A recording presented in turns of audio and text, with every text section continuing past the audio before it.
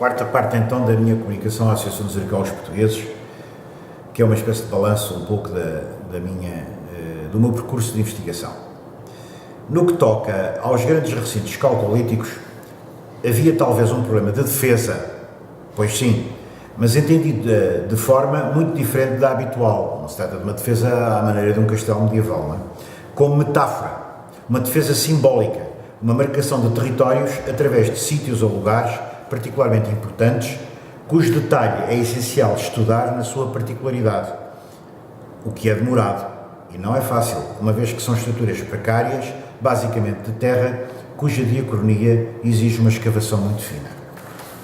Se formos para o terreno com ideias preconcebidas simples, pois que com ideias preconcebidas vamos todos, e ainda bem, sempre, evidentemente, não podemos fazer tábua rasa dos nossos preconceitos e das nossas expectativas. Pelo contrário, nós devemos e temos de ir para o campo com um questionário. Só que é um questionário que deve ser suficientemente maleável para depois poder ser transformado não só pela interação do grupo que investiga, de investigadores, como também pela realidade que vamos encontrando.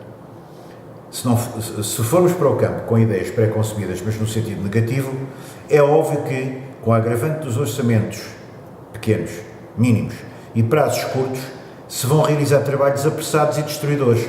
E porquê?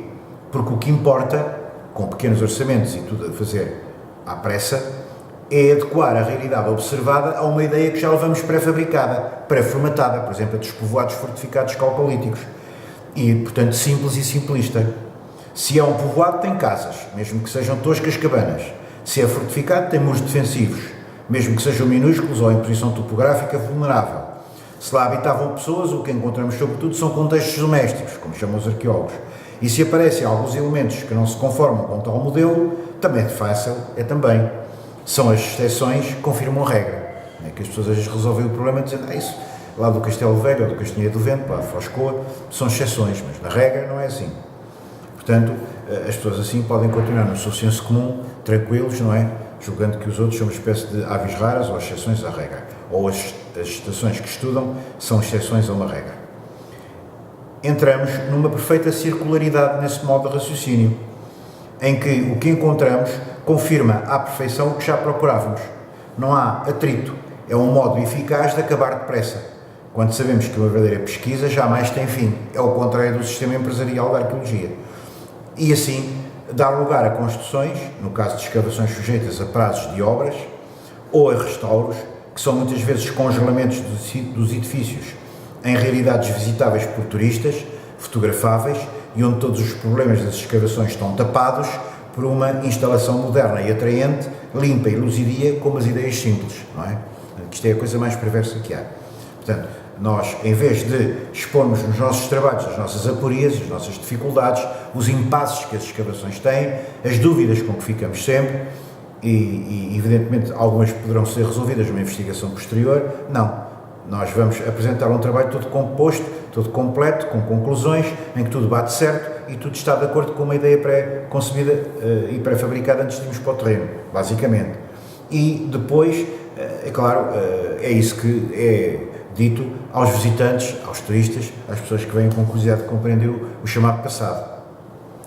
Com estas práticas e ideias em mente, conduzidas pela pressa com que tudo se faz, pelo caráter unipessoal da direção dos trabalhos, que é o contrário à verdadeira equipa de trabalho que devia existir, pela necessidade de resoluções a curto prazo, pela imperiosa publicação de papers e mais papers que vão ser analisados em função do número, a métrica horrível que invade as universidades, o ensino superior e a investigação, e do tipo de revistas em que se inserem, não é? Assim é que se avaliam as coisas. É tudo numa mistificação completa.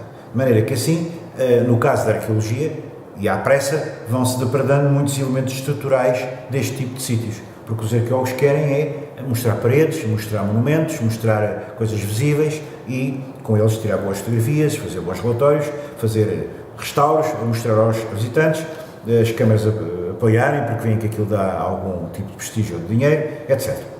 Dou um exemplo. Se eu não entendo que fora dos muros ou dos embasamentos de muretos, nestes casos dos sítios como Castelheiro do Vento ou Castelo Velho de Freixo do Mal,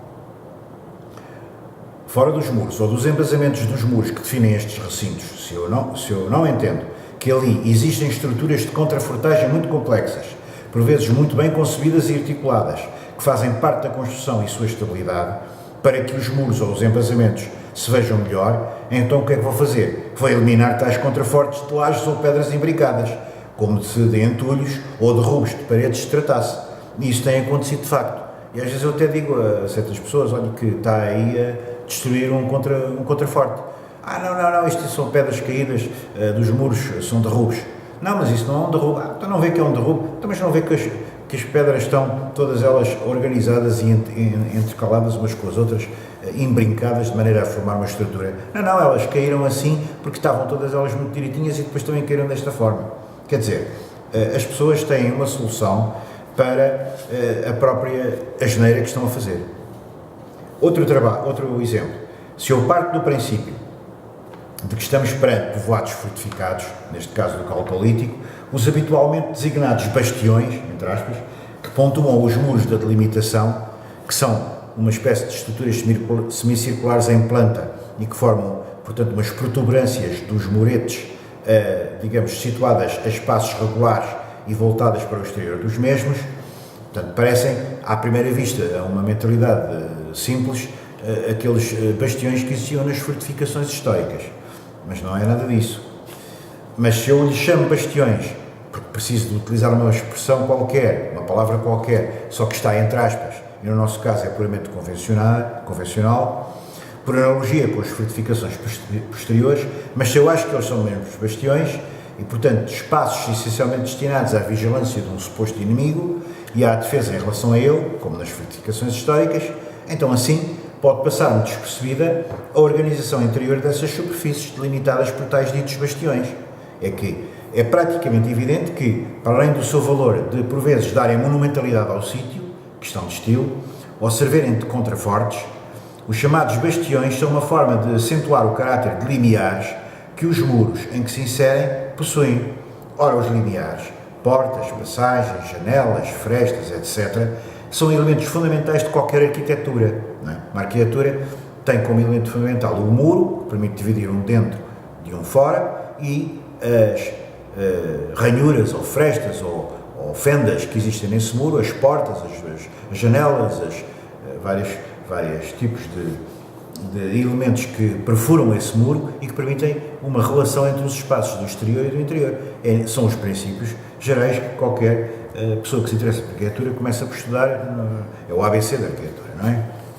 Ora bom, aqui também existia muito provavelmente isso, embora a gente estejamos reduzidos aos embasamentos. Esses limiares, portas, passagens, janelas, frestas, etc., são elementos fundamentais de qualquer arquitetura, são elementos de passagem no sentido ritual, ritual na sua acessão mais generalizada e corrente do termo, quer dizer, intencional, de um simbolismo, não é? Muito particular. Qualquer pessoa sabe isso, até pela experiência corrente. Por exemplo, quando passamos uma porta, muitas vezes, no meu tempo, dávamos primeiro lugar às senhoras à frente, ou então se há uma pessoa de maior respeitabilidade ou de maior idade, o senhor à frente.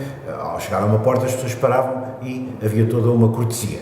Portanto, isso é uma manifestação laica e vulgar e corrente do dia-a-dia de qualquer coisa de muito mais abrangente, que é o simbolismo da porta, do limiar. Toda a gente sabe isso. Faz parte da antropologia geral dos espaços. Se admitirmos que este tipo de sítios possuía muros que por vezes podiam ser relativamente altos, o que é quase certo, os limiares tornam-se ainda mais importantes, pois são aberturas num espaço interior fechado, muitas vezes quase labiríntico, por vezes mesmo, como digo aqui no meu texto, labiríntico. Não é? A imaginarmos que estes vários muretes concêntricos, por exemplo, em Castanheiro do Vento, eram todos contemporâneos, ou pelo menos em parte contemporâneos. Em Castanheiro do Vento, por exemplo, em Horta do Douro, não é? Essa organização do espaço interno das estruturas semicirculares insertas nos muros incluiu outras subestruturas contendo depósitos de diversos tipos que destoam de uma simplificação funcional do mero nicho de defesa. São locais de deposição insertos numa ideia geral de estruturas imbricadas, as maiores inserindo outras mais pequenas e assim sucessivamente. É esta a sintaxe geral deste tipo de sítios.